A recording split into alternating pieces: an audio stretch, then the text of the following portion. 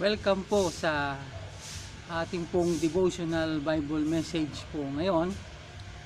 Salamat po sa mga nagsasubscribe sa aking pong channel at nag-aabang sa mga bagong mga videos. Ngayon po ay pag-aralan po natin ang John chapter 1 verse 12.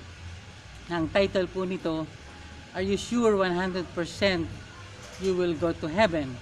Your soul will go to heaven.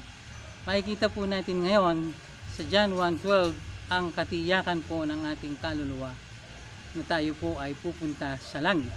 Makikita po natin sa verse 12, But as many as receive Him, to them gave He power to become the sons of God, even to them that believe on His name. Ito po yung pangako ng Panginoon, the promise of God sa mga tumanggap po sa kanyang anak na si Jesus.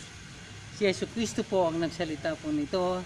Kausap po niya na si John, na sinabi niya kay John, John, ang lahat ng tumanggap sa akin ay magkakaroon ng karapatan na maging anak ng Diyos.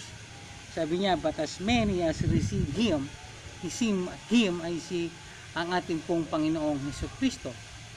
Kung ikaw ay nagsisi sa iyong kasalanan, at tinanggap mo si Jesus bilang yung personal na tagapagligtas, maliwanag po ang banal na kasulatan, mga minamahal, ay binigyan ka ng kapangyarihan, karapatan na maging anak ng Diyos. Sabi dito, to them gave He power to become the sons of God. Kaya nang tumanggap ka kay Hesus Kristo, tumanggap tayo, ay nagkaroon tayo ng karapatang maging anak ng Diyos. Even to them that believe on His name. Apo yung iba po na tumanggap din kay Hesus Kristo ay binigyan din po ng karapatang maging anak ng Diyos na nagtiwala po sa pangalan ng Panginoong Hesus Kristo. Walang ibang pangalan po sa aklat na Biblia. Ang pangalan lang po ng Panginoong Hesus Kristo ang makakapagligtas po sa atin. Ito po yung ating pananampalataya po sa Kanya. Kung tinanggap niyo po siya sa ganitong panalangin, Panginoon, inaamin ko po na ako ay makasalanan. Patawarin niyo po ako sa aking mga kasalanan na nagawa sa iyo. At ngayong oras na ito, tinatanggap ko po ngayong anak na si Hesus Kristo bilang aking Panginoon at tagapagligtas. Kung yan po ang panalangin po ninyo, ay sabi po ng Biblia, ay meron kayong karapatang maging anak ng Diyos. Napakasimple.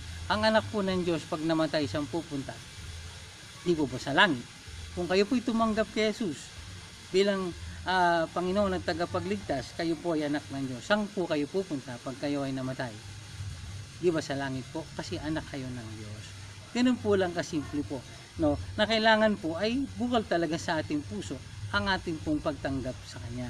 Kaya lahat po ng tumanggap kay Jesus ay pinagkalooban ng karapatang maging anak ng Diyos.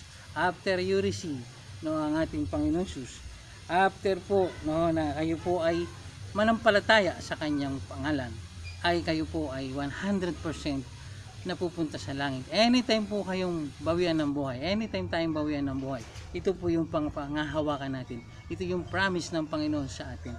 Sa John 1:12, kaya lahat po ng anak ng Diyos, lahat ng tumanggap kay Jesus, 100%, no doubt, sa pangako po ng Diyos, dahil ito po ay salita po ng Diyos.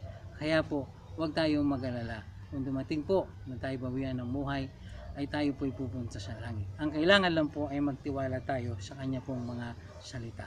Salamat po sa inyo pong pakikinig at patuloy nyo pong i-share ang videos po na ito at ang salita po ng Diyos. Salamat po sa time po ng inyong binigay. Sa muli po, to God be the glory.